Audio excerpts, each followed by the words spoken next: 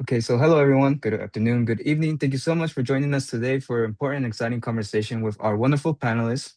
While we wait a moment, it would be lovely if you guys could open the chat and make sure your chat is set to everyone. That way everyone can see your wonderful messages. And if you can take the time to really introduce yourself in the chat, tell us where you're based from, and if you would like to share your affiliation. My name is Josephat Barcenas. I am the outreach coordinator, part of the engagement team here at the Pulitzer Center, and I am joining you from Seattle, Washington. And I'm looking at chat. We'll be looking at chat and be providing any kind of help that you guys need throughout the conversation. First, we're going to provide an overview of the Pulitzer Center. If you haven't joined us before, the Pulitzer Center is a nonprofit journalism and education organization dedicated to raising awareness of underreported global issues. Our mission is to champion the power of stories to make complex issues relevant and inspire action. Last year, we supported around 200 reporting projects in collaboration with journalists, filmmakers, and news outlets around the world.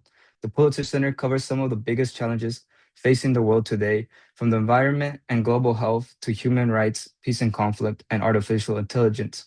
Financial transparency, governance, gender, racial, and social justice are important cross-cutting themes in the issues we cover. We believe that people and communities who actively engage with systemic challenges will find solutions together. By combining breakthrough journalism with strong audience engagement in communities and classrooms, we extend the impact of journalism and cultivate public awareness and build community empowerment. And so we believe that people and communities who actively engage with systemic challenge will find solutions together here at the Pulitzer Center. If we can go to the next slide. I just wanted to provide a few logistics before we begin our conversations. You'll see a Q&A icon on your screen. You can begin adding your questions for our speakers at any time throughout the opening discussion. There's also a chat icon on your screen. We appreciate if you use the chat for kind of specific tech issues, your questions, and to engage with the conversation. Again, please make sure that it is on everyone so we can see your messages.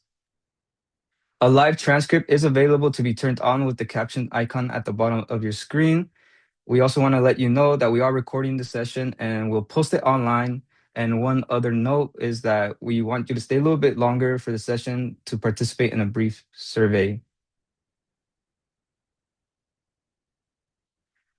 In case that you love this event and you want us to join us for other events and other topics, we do have events going forward, and we would love to have you guys all attend. So please be aware of them, and please look for our social media updates about when these events take place. We have a couple coming in June and in July. So today we're joined by a wonderful panelist, and I want to hand it off to Fareed, who is also part of the Pulitzer Center engagement team, to really go over the panelists and introduce them.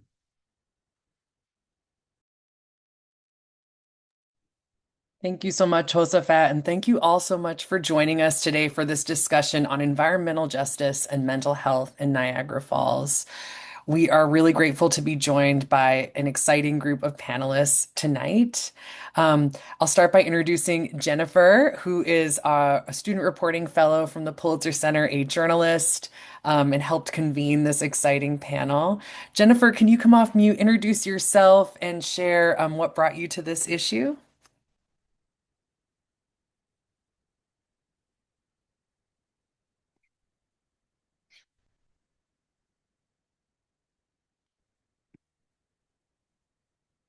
Ooh, we might be navigating a little bit of internet delay here. So why don't we, as we're waiting for Jennifer, go ahead and introduce our other panelists.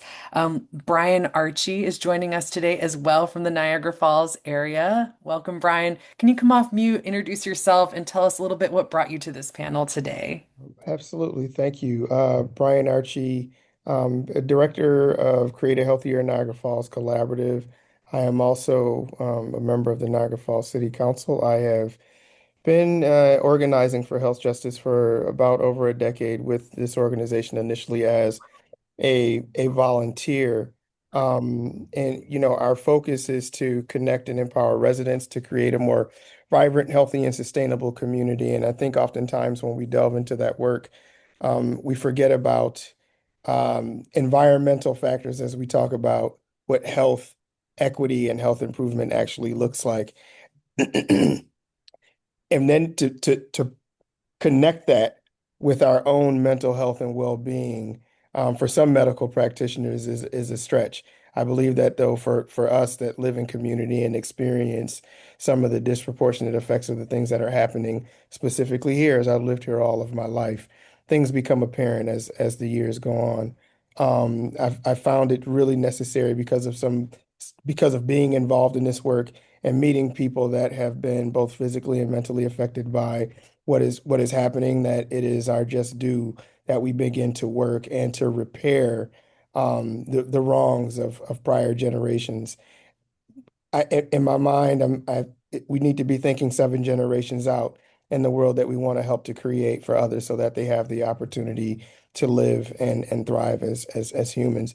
I'll stop with this and say that a couple of years ago, I met Jen, and they were doing another project that was called The Tale of Two Cities. And it really was an opportunity to highlight the disparities of what had occurred from Love Canal and how the city at some point had took a really steep decline because of the loss of industry and all of the environmental impacts that we still deal with today. And I'll say that a lot of that has brought the information back to the forefront and really reignited, I think, what's building to be a movement along with folks like Clean Air here in Niagara Falls to repair what's been done. Thank you. A lot to dig into there. Appreciate Wow. that, Brian. Jennifer, let's try again here and see. Can you come off mute, introduce yourself, and share a little bit about how you came to this project? Okay, hopefully I don't go robot again. We hear you. But I'm so sorry for the Wi-Fi issues, but I was just saying I had a background in conservation biology, so using that and then doing a master's in journalism brought me to the topic of environmental justice, and I will define that more in my presentation.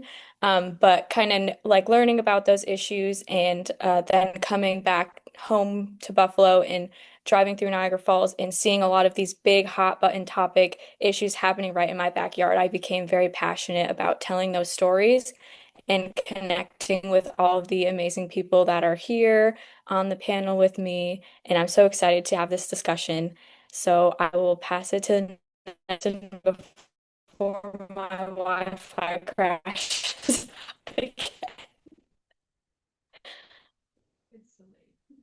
All right, we caught you there, and I see Christen has joined us. Christen, welcome. Can you introduce yourself and share what brought you to the conversation today and to this topic? Absolutely. And thank you so much for this incredible experience. First of all, my name is Christen Civiletto, and I'm born and raised in Niagara Falls as well. And, I 23 years ago started noticing that so many people I knew were dealing with cancer and with illness. And it really concerned me because it was a lot of my classmates and family members and neighbors. I started digging into some of the environmental history of Niagara Falls, especially after my father was diagnosed with a very rare cancer. And when I started digging in, I was alarmed at what I saw. I didn't know that the environmental concerns in Niagara Falls were that bad. I knew about Love Canal, of course, and some very basic other sites.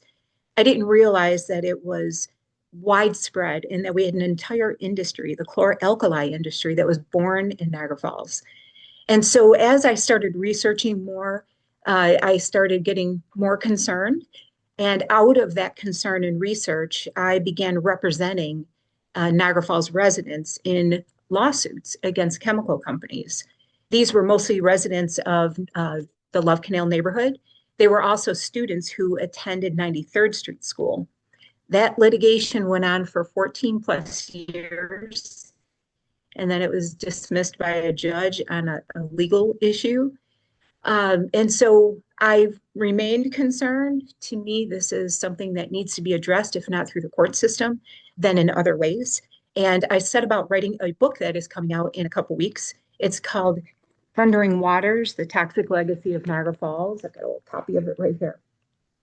And what I tried to do is lay out what has happened in Niagara Falls so that people will have the facts and can start telling some of their own stories. And that's a little bit of how I connected with Jen and with the others on the panel. So it's very important to me to be here, and I'm very thankful and grateful for everybody's interest here. This has been a long time coming. Thank you so much, Kristen. And grateful we're also joined today by Bridge Rauch.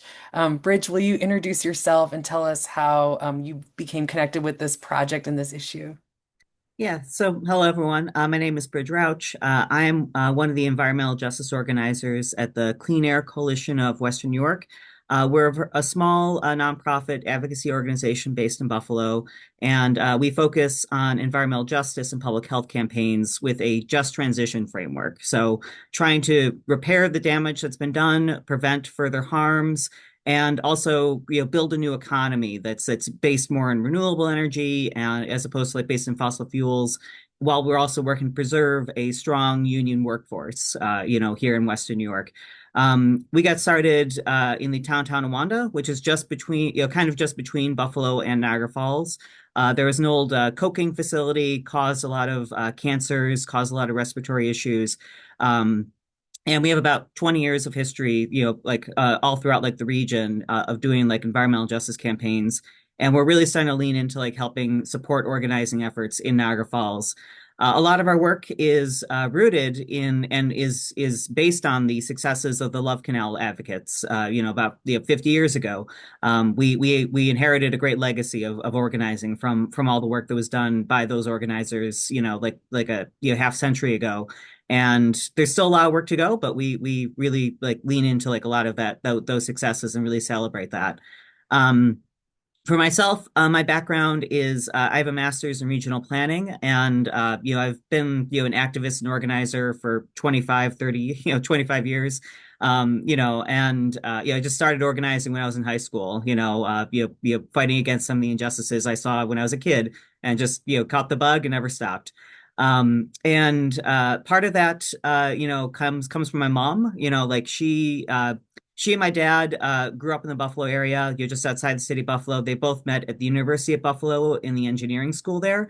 And so she raised us with like a great deal of like social justice, like rooted, within our upbringing, like a great deal of like rooting our upbringing and within social justice. And also told us stories about Love Canal, also about like all sorts of other, industrial pollution that was happening all throughout, upstate New York, the whole like Rust Belt era that we grew up with, like, that was part of my upbringing. And so my parents are both engineers, and my mom had like a very different experience from my dad because my mom, there was less sexism, in the industry. There still is. So she would take like jobs were in worse conditions than my dad did. And unfortunately, about 10 years ago, like I don't talk about this too often, but she developed a rare form of cancer and passed away about 10 years ago. So, and I believe that was absolutely because of her exposures to some of the industrial pollution that as a worker and as a community member, she was being exposed to in a way that my dad was not. Like my dad was working in safer and more modern facilities. So, this is all very, very personal to me, like this sort of work, we work to prevent like these sort of harms and these sort of, like things from other families from experiencing that. So that's me. That's my background. Thank you so much. So everyone here joining us, you can hear that we're going to be looking at this place and issues impacting communities in this place from many different angles. And as you're connecting to something you hear, please let us know in the chat. You're also welcome to start sharing questions at any time using the chat or the Q&A. But I'm hearing from all of your stories different connections personally and also civically to environmental justice and mental well-being in Niagara Falls. Let's maybe for our attendees here take a little step back to understand some of the history of the issues we're talking about here a little bit more. Jennifer, can I pass to you to introduce us a bit to the context of your region and some of what has brought these voices together today for this conversation? Yeah, did you want me to share my presentation? Because a lot of the history is okay. Let's see Yes. if I can share. I don't know if I have permission to share my screen yet.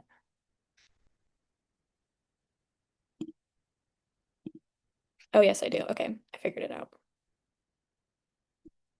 Okay, I'm gonna present. Where's the presentation? Okay, here we go. So I just wanted to start out by thanking everyone for attending today and to thank the Pulse News for giving this story and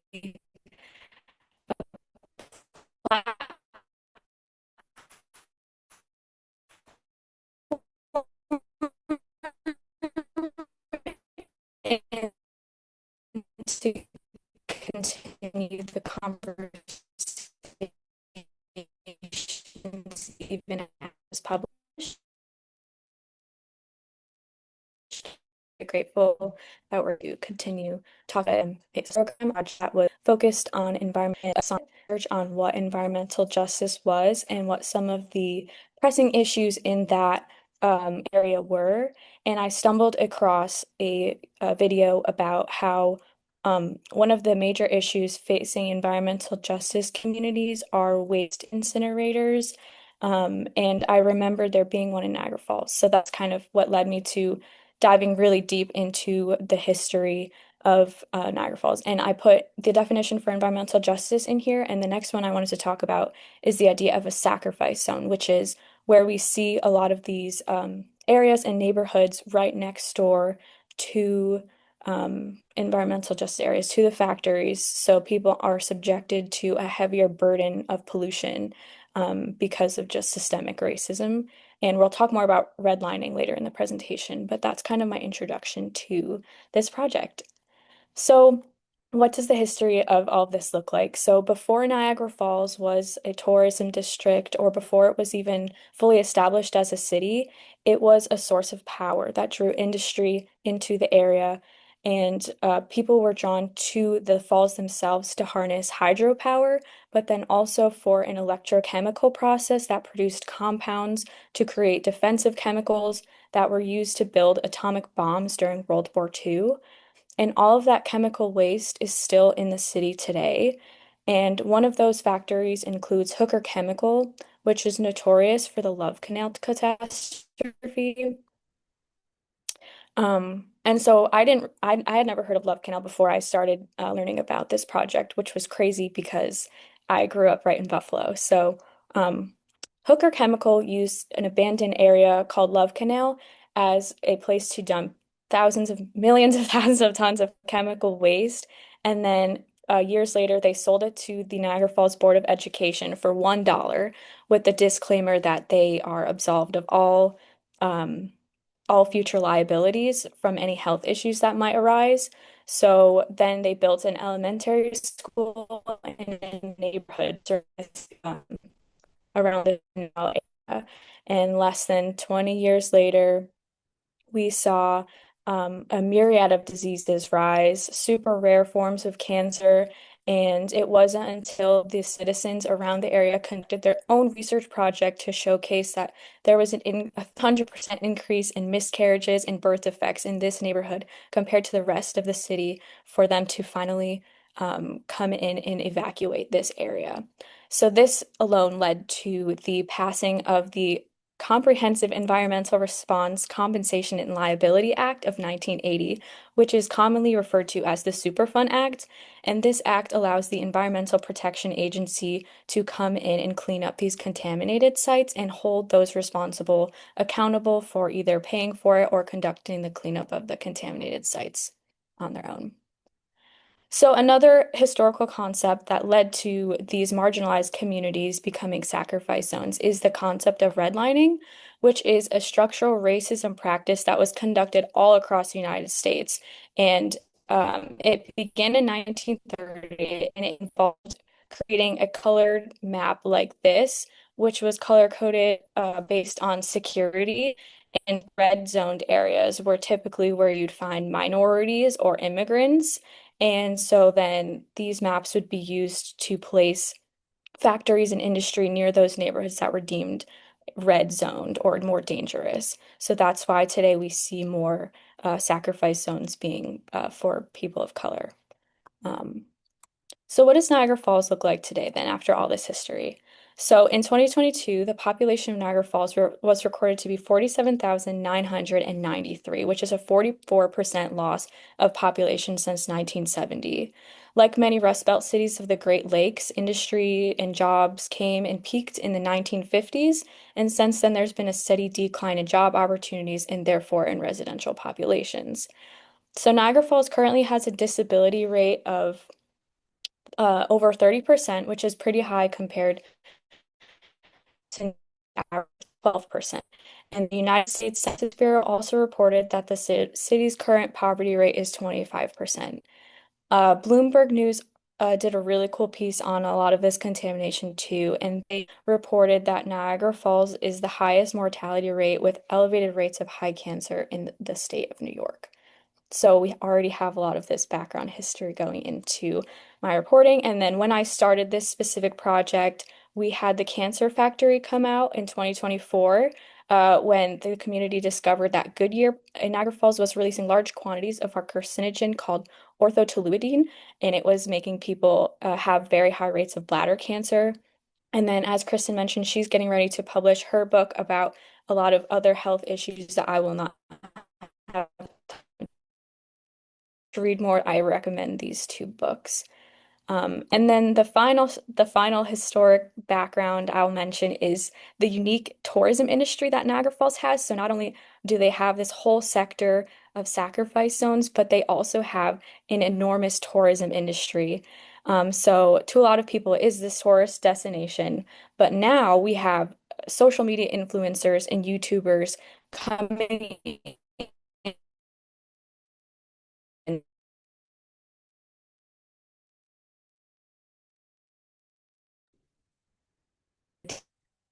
Jennifer, if you can hear me, I Um, think your audio cut out a little bit. Can you try turning off your camera? And then the last thing we were hearing was about the influx of social media influencers, another growth in tourism. does is it still being choppy? All right, I hear you again. Yes, can you start again from you mentioned that there's more, especially with the rise of social media, folks in that world coming to Niagara Falls. What's been the impact of that? Can you start from there?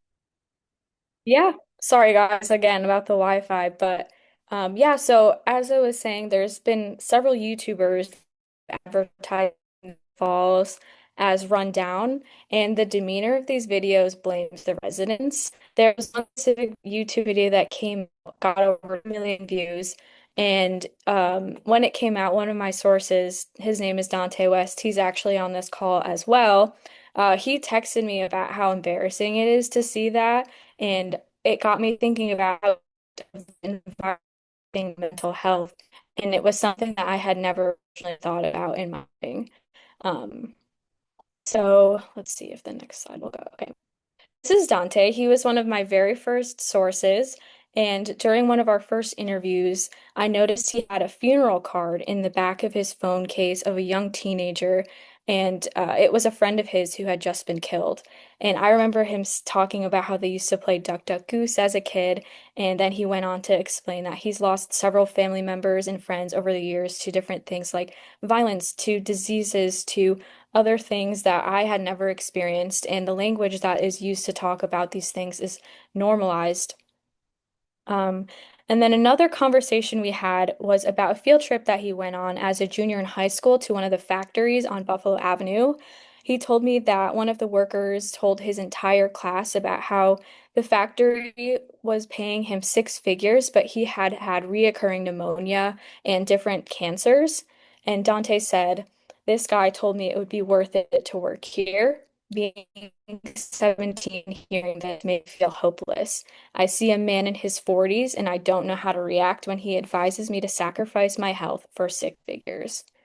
Dante also grew up in an area called Packard Court, which is a neighborhood adjacent to all of the industry that we see in Niagara Falls. And he water being brown, hearing dark sludge coming up through the drains. And when I asked him if he thinks any of that could have affected his health or his well-being, he said that he didn't really think about it or kind of put the two together. In another conversation, we talked about his diagnosis with auditory processing disorder, which is a condition where individuals can hear normally, but your brain has a harder time interpreting auditory information. During my story, Alyssa, when I met her, she presented that had my high school chance, which is a group that meets twice a month to focus on mental health awareness.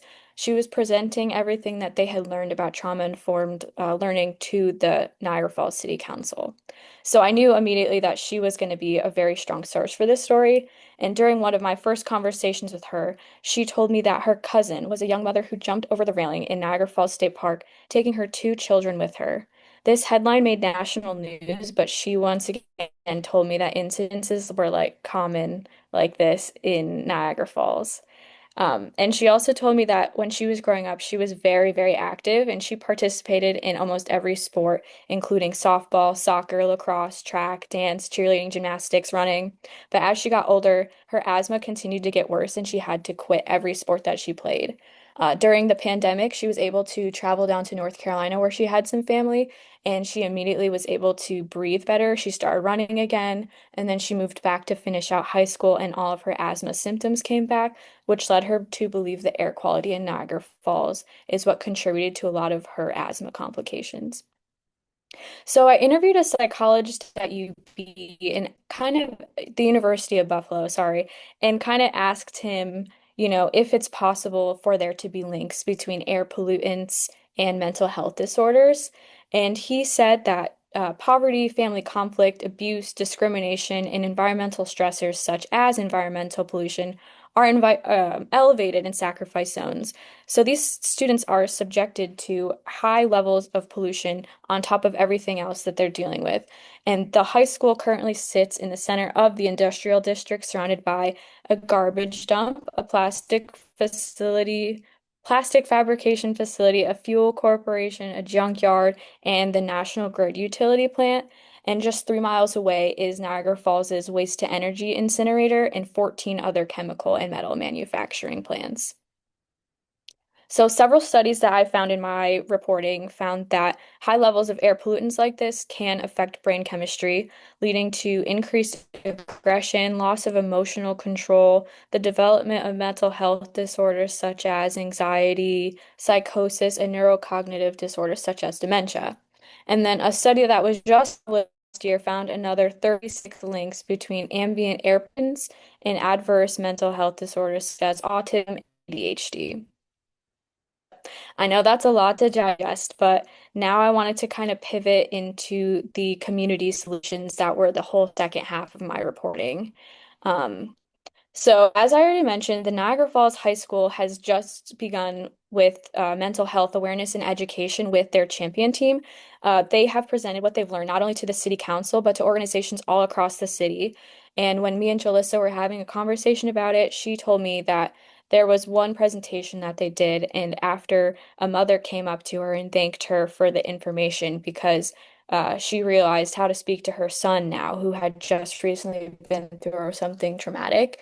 And prior to the presentation, she didn't have those tools to really navigate the situation. And then the champion team also had the opportunity to present everything that they've been working on to the Buffalo Bills Foundation, which is a philanthropic arm of the NFL team, and they donated $10,000 to their training to continue everything that they're working on at such a young age. Um, and as I said at the beginning, I wanted to let the panelists talk more about the work that they're doing. But and during my reporting, I came across the Buffalo Clean Air Coalition, who hosted 3 environmental justice meetings in Niagara Falls during my reporting between June and October of 2025. And these served as kind of just open forum spaces to educate and hear from the local residents what they wanted to focus on and what were issues that were kind of occupying a lot of their attention. And I had the opportunity to meet Bridge. And I remember during our interview, they said if you can get just 3% of a population united by a shared goal and a shared vision, you can make societal changes. Ultimately, I believe basic organizing is what will restore deep democracy and build community across movements and demographics and allow us to tackle the issues of the 21st century. So hearing that and seeing a lot of of these grassroots community groups in Niagara Falls kind of what is the solution. And going along with that, I met Brian Archie early in my reporting days, as he mentioned, and he has been working with me since the very beginning. He is a current city council member for Niagara Falls, and he also works with the Creating a Healthier Niagara Falls Collaborative, which focuses on building community by improving all the multiple social determinants of health. The collaborative also does an amazing job educating the residents about topics such as air quality and mental health and giving them the vocabulary and the resources in the community in the space to talk about these things. One of the first conversations I had with Brian was him explaining that he got involved with organizing when a coworker asked him what he was doing for his community. And it's always inspiring talking to Brian because he's never once been apathetic about everything. He always is very head on, and he's obviously accepted the challenge and he's built his own nonprofit. He's now on the city council, making sure that he has a voice at the table and he's doing what he can for his community. And finally, I wanted to highlight the Niagara Falls National Heritage Area because this is the first thing, my first connection to Niagara Falls. If you drive down Main Street, you see all of these beautiful murals, and they're all across the city now. And at one point during my reporting, I had the opportunity to interview a few older folks at a housing community on Main Street, and they had all said that back when they were younger, Main Street was full of community, full of shops, full of stores. And now that it's all boarded up, here I have a picture of it boarded up too. Now that it's all boarded up, having this artwork throughout the city as a tangible solution, it gives them hope, it gives them inspiration. It just makes it a more beautiful place for them to walk. And then this organization also last year partnered with a local cafe and with local photographers to host a photo gallery show called Beyond the Murals, a conversation with our neighbors. And this was just a very beautiful day to be a part of because the community came together and saw images of members from their community and stories from their community posted in this gallery. And everyone was so excited to be like, oh, that's my neighbor. This is so and so from down the street. And have this open conversation and share those stories and talk about this area in a positive light and just the stories of overcoming everything and feeling comfortable with family and connected with friends and having this legacy in this area and being proud to call this place home. So, all of this to say that this city, like many other cities in America, are facing huge issues, but no single person can tackle alone. It takes a village, and Niagara Falls is doing what it can to reunite the community stronger as one voice, then collectively organizing against all the injustices and working together. So that's the rundown of my reporting, and I wanted to pass it on to anyone that had any questions or if there's anything I forgot, please let me know. Sorry again about the Wi-Fi. We've all been Oh, I there. can No stop sharing too. worries. Well, yes, please, if you connected to something that was shared or you have a question already, feel free to use the chat or the Q&A function to start to share those. I'll start with a few questions for our panel, and then we'll move into questions from the audience. So we talked about multiple factors that are impacting community members where you all live. And one element of the reporting I'd love to dig into a little more is the mental health impacts of the many things that were discussed here historically in the environment. So maybe we can start with you, Brian, and then hear from each of the panelists if you'd like to share. What are you seeing as some of the connections between this history, the pollution, and also the history we've described, and mental health among the community that you're interacting with? What does it look like from their perspectives? Brian, could you start with that? I can, and I would say that on many levels, there is a shared spirit of hopelessness. And, if we think about just the history in general, right, this was an industrial city. And to like what Dante said, to Dante's point, people were willing to sacrifice health and health equity for resources, right? Like to be able to buy a home and live what's supposed to be the American dream, right? And we are now seeing 30 years later, really the remnants of that, people dying, being disease ridden, dilapidated infrastructures because a focus was on economic empowerment and it was not commingled with health equity as it probably should have been. So folks that are still here, right, are seeing, are in somewhat, I would say, in disbelief, right, to a degree, because you would think that things would naturally, by attrition, that they would just get better on their own, and that's really not what's happening. There just happen to be, though, some pockets of people, and again, I point to the folks that are on this call and maybe the NAACP and Underground Heritage Center, some other folks that are actively saying like, no, like what can we do to do our piece? Right? Because this is a lot. This is how do you eat an elephant? Like one bite at a time. There's this huge thing that we all need to tackle. There's a policy and there's an organizing and there's an educational piece that we really need to be infusing into community in general. And it's a lot to handle while at the same time experiencing a 25% poverty rate, a food access issue, not having employment that is actually sustainable for you, along with the things that are happening outside of the city that I believe actually push in both mentally and physically in some ways. So folks are carrying a lot and really trying to make it every day. Our work, not just for the collaborative, but I believe our work in general, as I said before, is to think and move seven generations out so that we are creating a space because I probably won't see it. I'm not, I'm not infinite.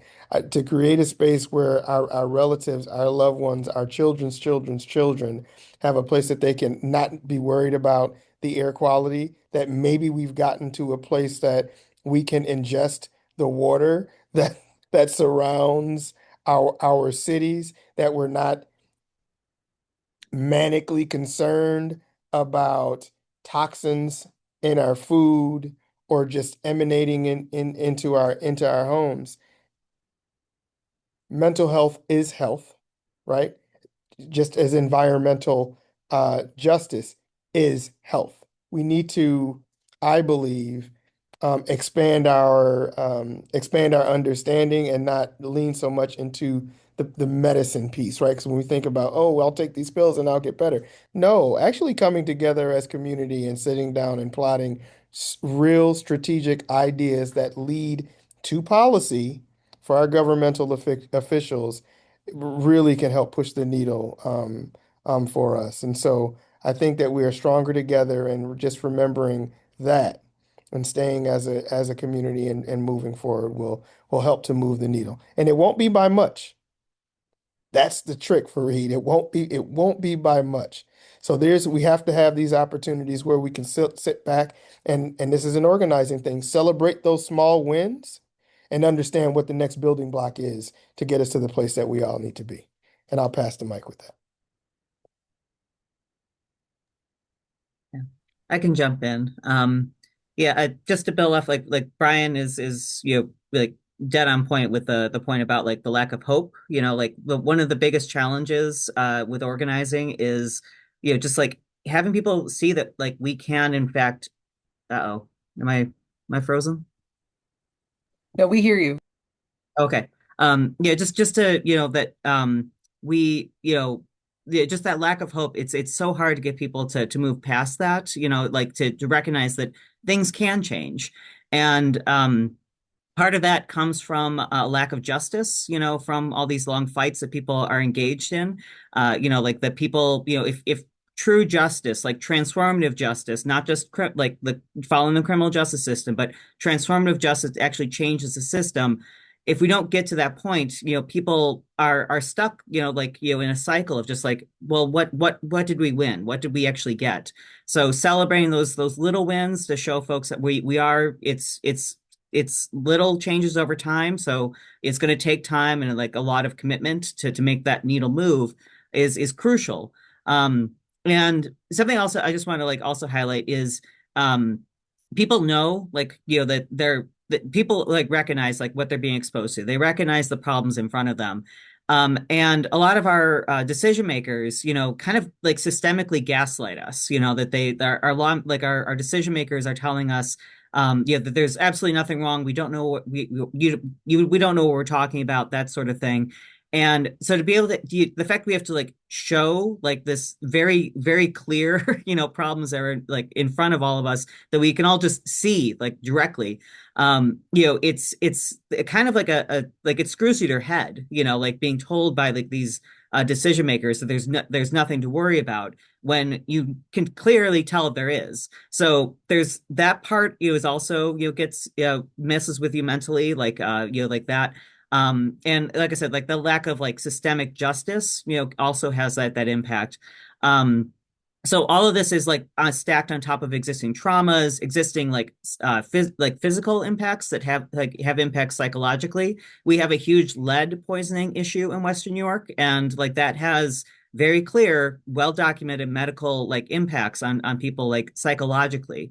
So we have all of that, like you have like, and then you have these other like systemic regulatory issues that, on top of everything else. And one thing also I just want to highlight is among youth, there's a growing epidemic of climate grief. Like youth can see how the environment around them is changing because of climate change. So helping like youth like recognize that we do have a future in front of us. We can change this system. It's going to take time, and we will be dealing with a changing climate, but that doesn't necessarily mean that there's no future. Is also needs to be part of this conversation. That like helping folks like navigate this climate grief among like dealing with the acute environmental impacts that folks are dealing with is also part of like organizing. So helping people see like that we can make those changes and we can have like an impact, and we can like it's not we're likely at this point it's like stopping like fractions of a degree of climate change like is the goal right now, but recognize that we have like we're fighting for like 7 generations in front of us, and so it's like we're going to be dealing with a lot of crisis in our lives, but we're also building that path so that like the future generations have like an easier world to work with.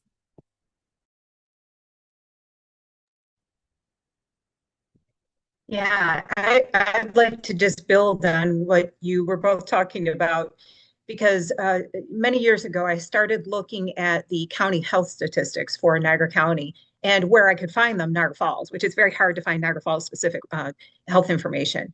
And in addition to the outlandish cancer rates and COPD and asthma and chronic illness, something that caught my eye were the very high rates of mental health dysfunction as well as suicide. So, for example, I started to see these numbers where Niagara County's suicide rate was almost twice that of New York State. And that is right out of the county health assessments. That was appalling to me. When you look at other communities where there might be a similar socioeconomic status, we didn't see those high numbers. And to me, one of the things that's different about Niagara County, in particular Niagara Falls, is the fact that we have widespread environmental pollution. And so I started digging into the research. Is there a connection between exposure to contaminants and mental health difficulties and trauma and even suicide? Now, Bridge mentioned a minute ago about lead, and that is absolutely right. We know that lead, this is, Mad Hatters, this is something that causes a higher rate of violent crime later in a person's life if they are exposed when they are a young person. But the research is now showing that on top of lead, PCBs, SVOCs, other chemicals, heavy metals are also pointing in that direction, that they are having significant impacts on mental health. Now, the problem is that's what's stashed all around Niagara Falls. We have these age place in the 80s and 90s. We also have ongoing pollution from factories right now who are putting out some of these very same chemicals. And I found a study, and I thought this was really important. I wanted to highlight this. It was a study that looked at, in 2023, 29 other studies. They concluded, after looking at what heavy metals, endocrine disrupting chemicals, and pesticides do, that there was a significant positive and significant association between chemical exposures and child mental health outcomes, including internalizing and externalizing behaviors. Well, if we're going to talk about mental health in Niagara Falls, and we're going to talk about this very high suicide rate, then we've got to talk about one of the potential causes. And to me, that is the exposure to the incredible number of chemicals that are in and around Niagara Falls, both in the air, in the soil, and in the waterways. I think that's why this conversation is so important, because what it's doing is shining a light on information that people maybe didn't make the connection before, but science certainly is. We can also observe this. I've interviewed more than 2,000 families in the area. I can tell you that the extreme mental health concerns are topping the list for many of these people. I cannot tell you how many times I've heard of a person in the family moved into the basement and then suffered an extraordinary change in their mental health. And coincidentally, those basements had sludge coming up in their sump pumps or in their drains. So to me, there's enough here in Niagara Falls that we should be studying, researching, taking action, and not studies, that 50 years from now we get some kind of a report. This is a now issue. It is something that I'm hoping the work that we're doing here, the work we're doing individually, draws people to Niagara Falls. Come here and figure this out with us. To me, the numbers are super clear. All of our area hospitals and county health, they do a community assessment every couple of years. Those community assessments should be required reading for everybody in New York State. They are beyond. Niagara County is leading the state in all the ways we don't want to lead the state, including cancer. We were number 2 in the most recent one, and we were number 1 before that for all malignant tumors for men and women. Unacceptable. But when you look at the mental health numbers, they are equally unacceptable. So again, I'm grateful for this discussion. I hope it kicks off an interest in researchers. We're here at the University of Buffalo. I'm hoping that people here will take notice. We've got stuff to study, and we need some action.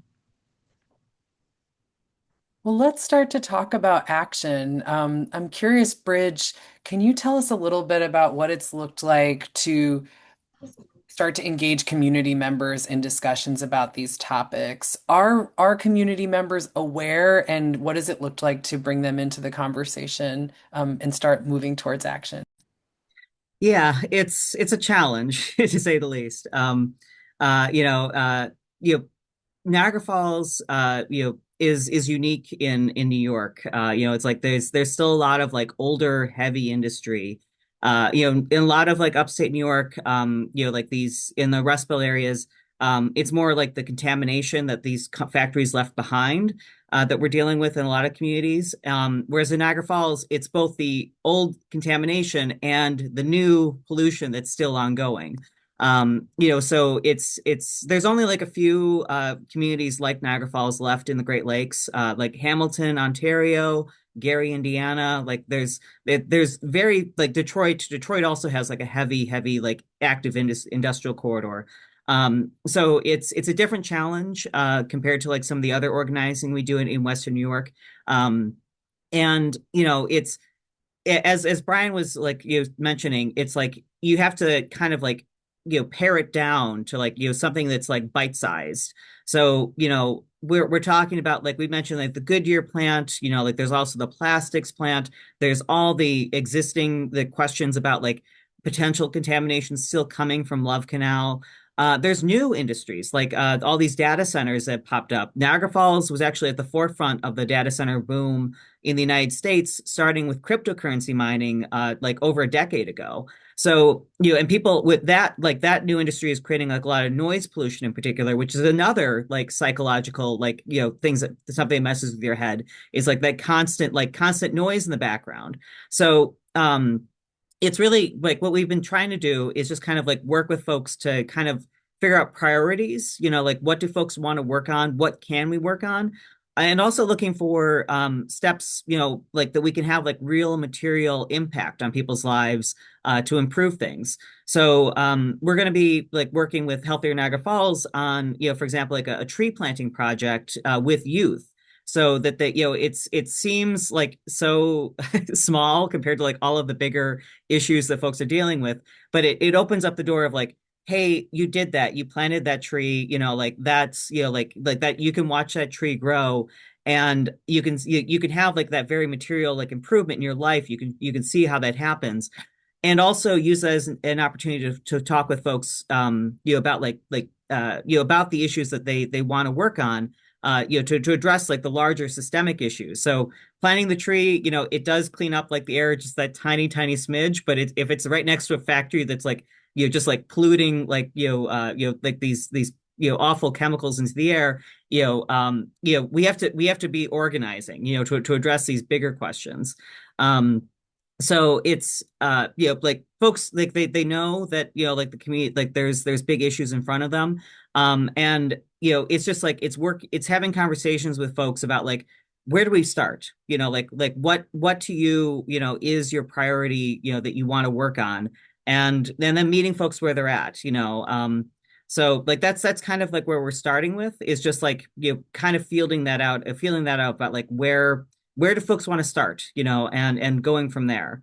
And I'd love to, I hear from more from Brian or Christen on this, because, like we're like we're inheriting like a lot of this work, and but our approach is to like support the folks that are on the ground, to really like, strengthen the efforts that have been ongoing, so that like we're able to approach this like with a tactical framework, and like actually start to get at the core of these problems.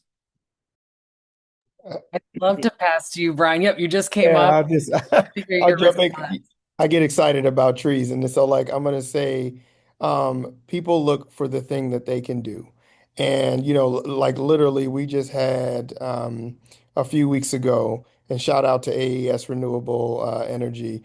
We had an organization, a company, invest in 25 trees for the Packer Court Community Center area to really try to line out in those next generations the air pollutants that are coming from the factories right across the street. Something that they knew that they could do with community in the immediate that'll have some long-term effects. I would say as a council person and governmental official, and I believe that there is support for this now, with a lot of the work with the climate smart communities and things of that nature, to have policy that is directed towards health equity. Like as we invite industry in, that we have these carve outs for air regulation, environmental impact, like things that they can't do that we know will have a sustaining effect, regardless of what the business is that's coming in. Bridge just mentioned, the data centers. Like we're having these conversations now, and I will say that while I'm not a fan, I am in the place of how can we get them to understand being in renewable energy is more environmentally friendly and actually helps to give something back to the communities that these things are in, if they come to fruition. Because as you can see, we have a moratorium going on, which we're super excited about. Um, and I will say that folks are in a place of outrage. And what I know is outrage takes energy, right? And so while folks are energized and angry, stomping mad, we need to collectively bring them together and figure out what is the thing that we can do with those energies.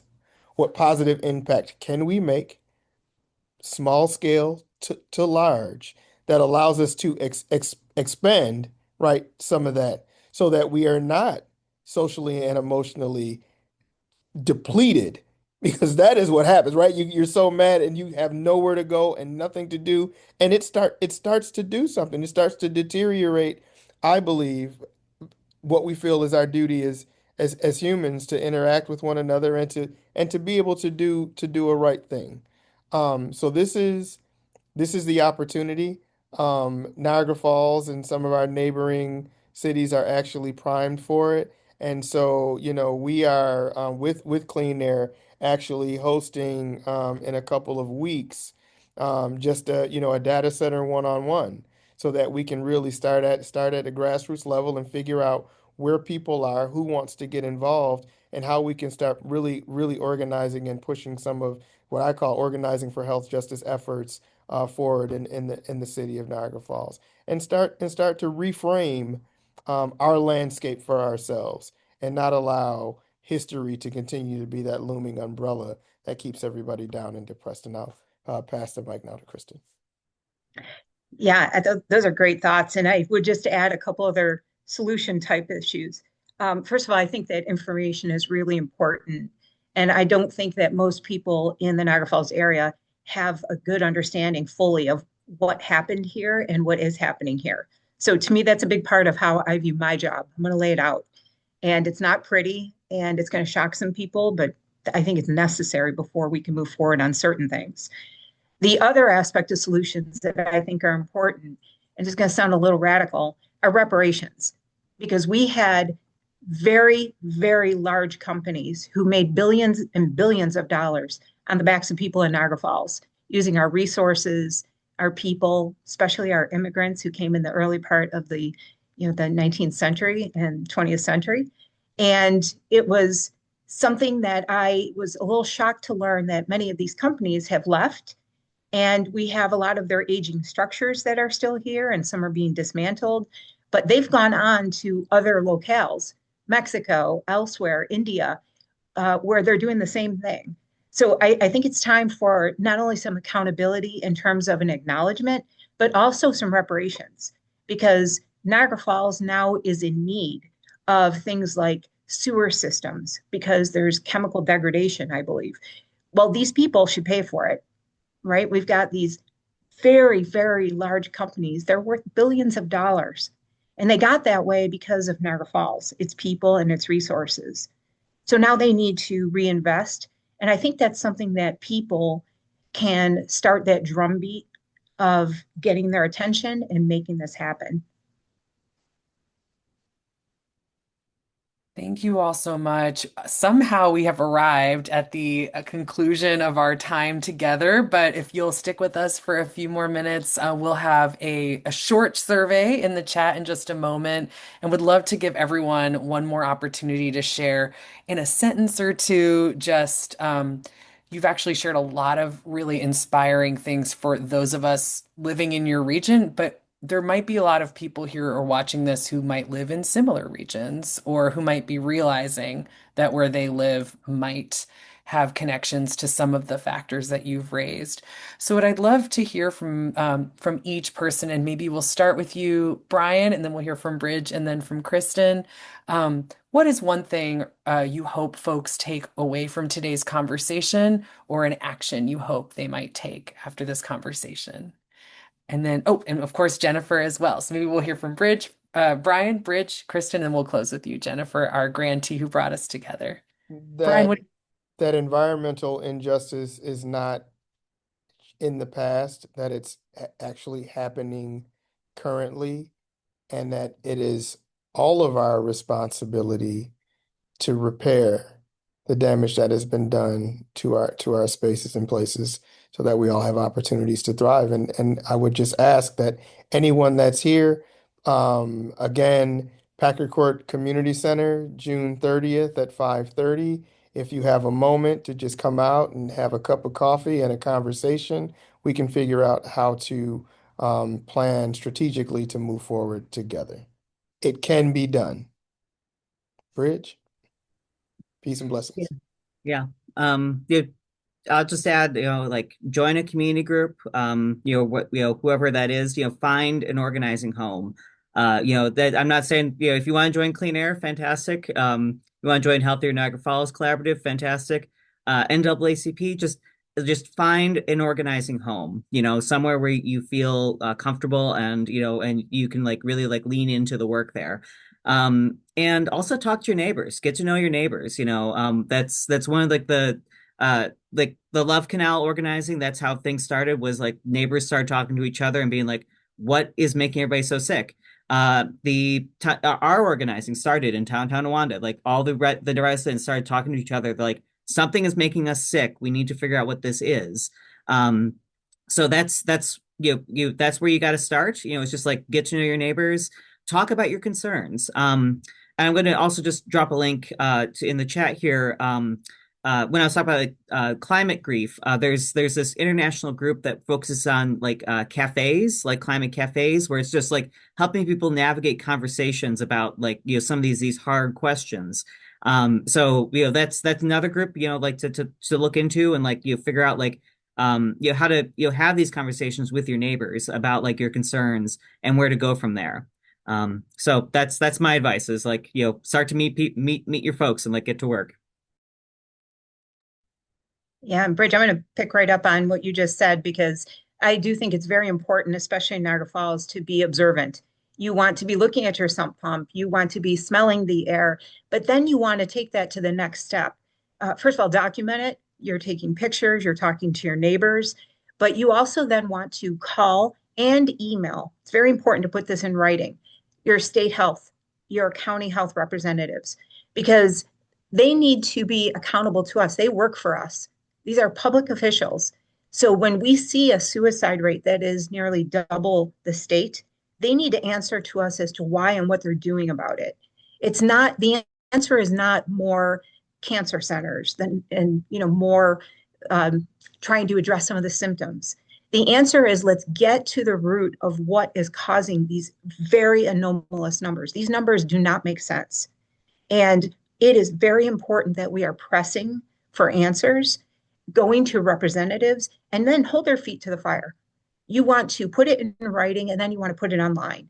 And guess what? As people have talked about over and over again here, and I think Jen mentioned this about it taking a village. Yes, it does. It takes a lot of people saying something's not right here. We need some answers. And then we're not satisfied with the pat answer of, oh, that's just bacteria or that's nothing to worry about. We're going to push for real answers with facts. And to me, that is something that has been in short supply in Niagara Falls. People were told to accept, what DEC or what the state health is telling us. And that's fine. There's a lot of experts there. There's a lot of good people there. However, we also have to listen to the people on the ground. And when the people on the ground are saying, this isn't right, all of my pets have cancer. I literally have had people who had 4 or 5 pets with cancer, and people in the home have cancer, and they find things in their sump pumps, and they're told maybe everybody has gotten a concussion in the past, and that's why, I don't know, they're having dizziness. That's the kind of ridiculous comments that we've been hearing from some of our representatives, not all, of course. So what I really want to encourage people to do is to be observant. You're noting, you're writing things down, you're following up. This takes time. It is very hard to stand up. It takes energy. And I just want to encourage you to keep going in that direction, because it is worth it. We're going to get to a point where we've got some accountability and a healthier future in Niagara Falls. I know it's coming. And Jennifer, in your look at this entire story, any closing action or wish for those listening from your perspective? Yeah, I mean, these people are my story, so I'm so glad that they've given all their final comments. But the one thing I would add is don't leave any voices out of the story. As a journalist, I'm always looking for different people's perspectives because everyone has a different story and a different background. And this story was special because I got to work with young adults who are so often left out of the conversation. So, whether it's just young adults or other people that are having a hard time breaking into organizations or they don't know where to start, they're new to the community, don't leave them out of the conversation. They probably just are looking for someone to invite them. So that's just something I would add. But otherwise, I think everyone here did a great job covering it, and I'm so glad that we had this opportunity. So thank you. 100%. This is definitely one I need to rewatch and take notes. Thank you for all of your work, and thank you for all of the advice you've shared with us and the experiences you've shared. We hope all of you watching will also share your thoughts with us using the survey that should appear on your screen and that you'll join us for future events. Take care, everyone, and thank you so much for joining us. Bye.